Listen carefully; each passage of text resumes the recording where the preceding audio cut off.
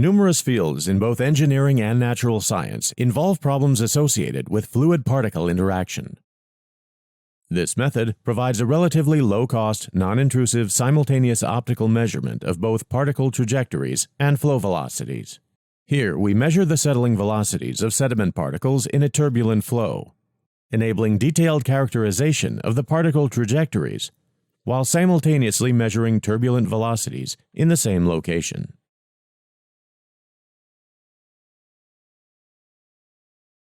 To begin the particle image velocimetry setup, fix a dual-head high-intensity pulsed laser horizontally level on an optical plate, in line with a flow facility.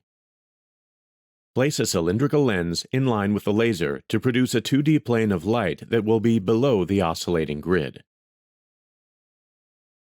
Then mount a spherical lens after the cylindrical lens at a distance that will generate a light sheet that is 0.5 to 1 millimeter thick.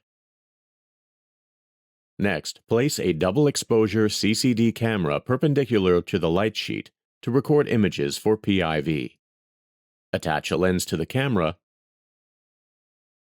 turn it on, and set it to free and continuous mode.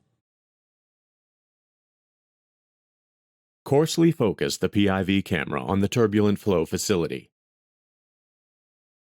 Adjust the aperture and the camera position until the image is smaller than or close to the desired light sheet boundaries.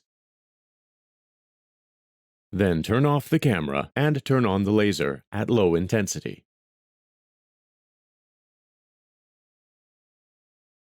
Confirm that the light sheet is perpendicular to the floor, and then place a calibration target marked with a grid precisely at the